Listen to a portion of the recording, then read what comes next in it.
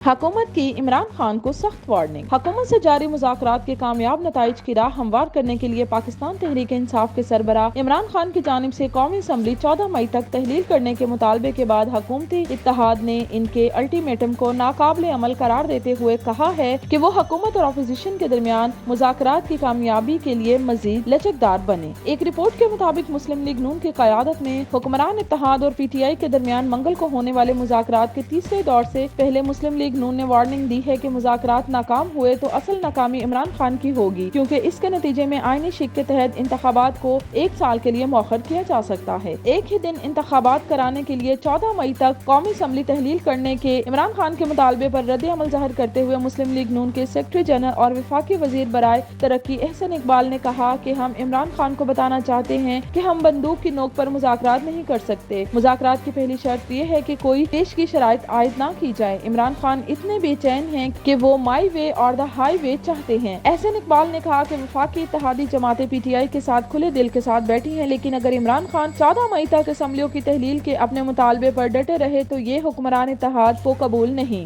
وفاقی وزیر نے کہا کہ عمران خان کی حماقت کی سزا سندھ اور بلوچستان کے لوگوں کو نہیں دی جا سکتی، جس نے اداروں پر اپنے ہینڈلرز کی سرپرستی میں انتخابات کرانے کے لیے پنجاب اور خیبر پختونخوا اسمبلیاں تحلیل کی۔ احسن اقبال نے مزید کہا کہ اور میں یہ بھی بتاتا چلوں کہ اگر مذاکرات ناکام ہوئے تو حتمی شکست پی ٹی آئی کو ہوگی، کیونکہ آئین کے تحت انتخابات 1 سال تک مؤخر کرنے کی سہولت موجود ہے۔ عمران خان نے خبردار کیا ہے کہ اگر انتخابات جولائی میں نہیں ہوئے تو ملک میں امن و امان کی صورتحال پیدا ہو جائے گی اور ایسی صورت میں انتخابات مزید 1 سال کے لیے مؤخر ہو جائیں گے۔ جب ان سے پوچھا گیا کہ کیا مذاکرات میں پیش رفت نہ ہونے کی صورت میں سپریم کورٹ کے حکم کی روشنی میں مئی میں پنجاب میں انتخابات کرائے جائیں گے، تو وفاقی وزیر نے کہا کہ ہمیں سپریم کورٹ کے اس فیصلے کے پیچھے سیاست نظر آتی ہے۔